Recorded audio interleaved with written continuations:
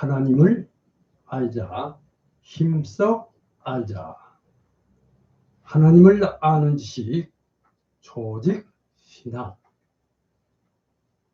교회론, 교회에 관하여. 오늘은 은혜의 방편, 즉 하나님의 말씀, 이렇게 제목이 되겠습니다. 저는 어려서부터 호기심이 많은 아이였습니다. 그래서 그런지 이런저런 여러 가지 의문들을 끊임없이 생각해 내곤 했었더랬습니다. 죄로 인하여 죄인으로 타락한 인류에 대해서 의문이 들어 많은 생각을 하였습니다. 그러나 그 의문은 좀처럼 풀리지를 않고 저의 뇌리에서 사라지지를 않고 자리를 잡았습니다. 그러던 중 성인이 된 후 온난이가 성경을 읽던 중에 이 말씀을 읽게 되었습니다. 말씀이 이러합니다. 성경을 알았나니 성경은 능히 너로 하여금 그리스도 예수 안에 있는 믿음으로 말미암아 구원에 이르는 지혜가 있게 하느니라. 모든 성경은 하나님의 감동으로 된 것으로 교훈과 책망과 바르게 함과 의로 교육하기에 유익하니 이는 하나님의 사람으로 온전하게 하며 모든 선한 일을 행할 능력을 갖추게 하려 함이라. 디모데후서 3장 15절에서 17절의 사도 바울이 제자 디모데에게 한 서신서에서의 말씀입니다. 바로 이 말씀을 근거해서 성경에서 그 의문을 알았습니다. 해서 오늘은 기독교 믿음의 근간이라고 할 수 있는 조직 신학에서 가르치는 조직 신학, 교회론으로 교회의 성질에 관한 내용을 정리한 교회의 9단계 중에서 은혜의 방편, 즉 하나님의 말씀에 관한 진의를 알아봅니다. 자, 물론 이 교리, 그러니까 교회론 역시 실제적으로나 교리적으로나 고귀한 가치를 가진 진림에는 틀림이 없으며 신구약 성경에 명백히 기초하고 있음은 물론입니다.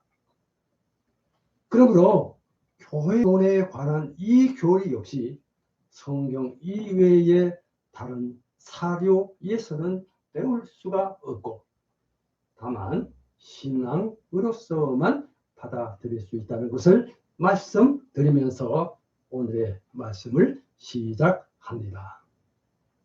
자, 제가 배운 조직 신학에서 교회론 하면 교회론의 9단계에 있어서 교회의 정의와 본질, 그리고 구별, 교회의 속성과 3대 표지, 교회의 정치, 교회의 권세, 교회의 임무, 은혜의 방편, 즉 하나님의 말씀, 성례, 세례, 성찬, 이렇게 9가지가 연상됩니다. 오늘은 교회론에서 6번째로 가르치는 은혜의 방편, 즉 하나님의 말씀을 알아봅니다. 자, 은혜의 방편이란 성령께서 사람의 마음에 믿음을 일으키고 강화시키기 위해서 보통 사용하시는 수단을 뜻합니다. 할렐루야. 즉 하나님은 사람의 영혼에게 바로 이 은혜의 방편을 통하여 성령의 초자연적인 감화, 그러니까 은혜를 끼쳐 주십니다. 그리고 통상적인 은혜의 방편으로는 하나님의 말씀과 성례, 곧 세례와 성찬뿐임을 말씀드립니다. 참고로 말씀을 드리면 로마 천주교에서는 가장 중요한 은혜의 방편을 성례라고 합니다만 하나님의 말씀이야말로 은혜의 가장 중요한 방편이 되는 것임을 말씀드립니다. 그럼 먼저 첫째로 1번 하나님의 말씀의 의미, 이렇게 제목을 올려드립니다. 하나님의 말씀의 의미. 은혜의 방편이란 말은 보다 넓은 의미로 사용될 수 있지만 여기서는 교회가 사용하기로 한 방편의 표명이라는 그런 뜻으로 사용됩니다. 그래서 우리가 하나님의 말씀을 은혜의 수단 혹은 방편이라고 말할 때 그것은 바로 하나님의 영감된 말씀, 그러니까 신구약 성경과 교회에서 전파하고 있는 말씀, 즉 복음 전도나 설교를 의미한다고 말씀을 드리겠습니다. 성령께서는 교회의 확장과 성도의 건덕 및 양육을 위하여 성경 말씀을 그 은혜의 수단으로 사용하십니다.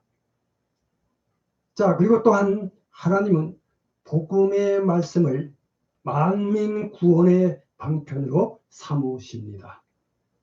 그러므로 말씀의 전파는 가장 중요한 은혜의 방편임을 말씀드립니다. 할렐루야. 이어서 두 번째입니다. 이 하나님의 말씀과 성령과의 관계, 이렇게 제목을 올려드립니다. 두 번째 제목입니다. 하나님의 말씀과 성령과의 관계. 여기서 우리가 말씀이라고 말할 때 우리는 인격적인 말씀, 그러니까 삼위 중 제위이나 능력 있는 창조의 말씀, 시편 33장 6절 말씀 참조하시기 바랍니다. 이것을 말하는 것이 아니라 성경에 포함되어 있고 교회에 전해진 하나님의 말씀을 특히 언급하는 것임을 말씀드립니다. 베드로전서 1장 25절 참조하시기 바랍니다. 이것은 하나님의 은혜의 말씀이므로 은혜의 가장 중요한 방편인 것입니다. 그리고 한편 강조할 점은 전파되는 말씀인데 이것은 다른 방법으로 인간에게 전해지는 것이니, 즉 가정에서와 학교에서 대화나 종교적 문학의 방편으로 소개할 수 있는 그런 것을 말씀드립니다. 그러나 하나님의 말씀만으로는 사실상 신앙과 회심을 일으키기에는 충분하지는 못합니다. 그리고 성령은 보통 말씀 없이 역사하지 않으십니다. 곧 성령께서는 반드시 반드시 말씀 안에서 말씀과 더불어 말씀에 의하여 일하십니다. 구속 사역을 적용하심에 있어서 성령님은 말씀을 그의 기구로 사용하시는 것입니다. 에베소 1장 13절, 6장 17절 참고하시기 바랍니다. 자, 여기서 그 말씀은 성령의 역사를 통하여서만 은혜의 방편의 효과가 된다고 말씀드립니다.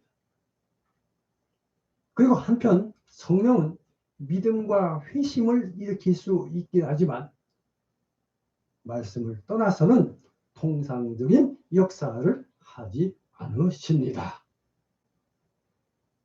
자, 그래서 그 말씀만은 믿음과 회심을 일으키는 데는 충족치 않지만 꼭 필요한 도구인 것입니다.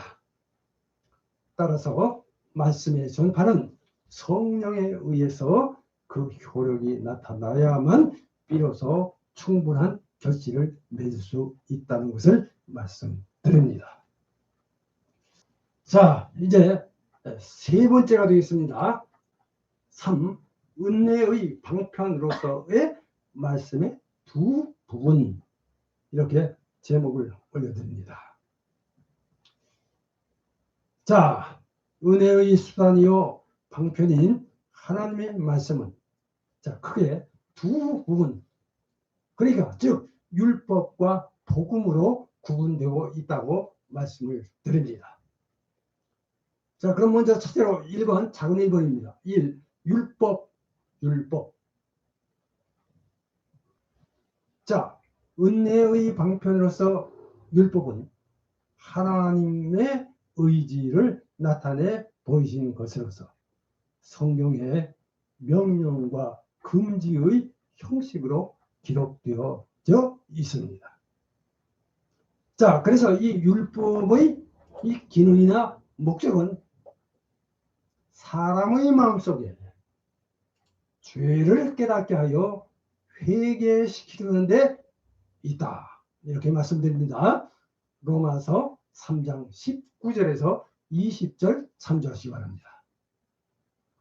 자, 먼저 인간으로 하여금 죄를 자각 의식해야 하며 로마서 3장 20절 율법의 요구에 응하기에 무능함을 깨닫게 하고 그리스도께로 인도하는 마치 몽학 선생, 즉 초등 교사가 되게 하는 그런 목적이 있습니다. 갈라디아서 3장 24절 참고하시기 바랍니다. 또한 율법은 신자들의 생활 규칙이므로 그들의 의무를 상기시키며 생명과 구원의 길로 인도해 준다고 봅니다. 자, 그 다음에 이어서 두 번째, 작은 2번입니다. 이 복음입니다.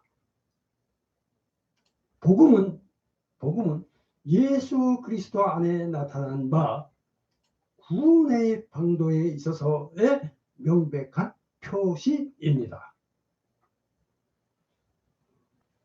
자, 이제 복음은 신구약의 화목의 사역, 그러니까 십자가로 알려진 바 되었습니다.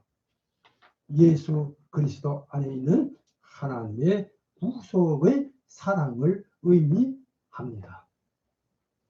자, 그래서 복음의 기능이나 역할은 자, 예수 그리스도께 대한 구원적 신앙을 갖게끔 하려는 데 있다는 것을 말씀드립니다.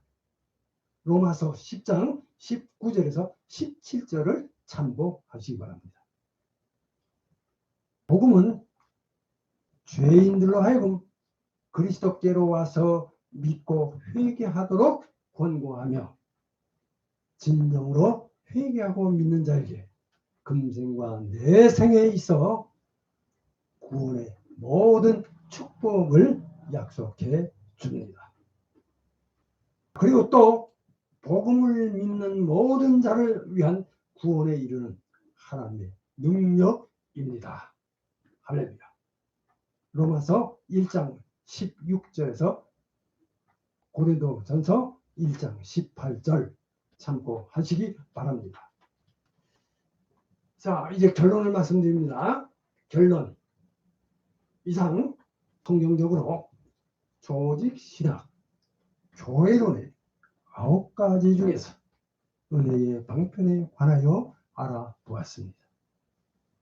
자, 이제 은혜의 방편이란 성령께서 사람의 마음에 믿음을 일으키고 감화시키기 위해서 보통 사용하시는 수단을 뜻하는 것으로, 하나님은 사람의 영혼에게 이 은혜의 방편을 통하여 성령의 초자연적인 감화, 그러니까 은혜를 끼쳐 주심을 말씀드렸습니다.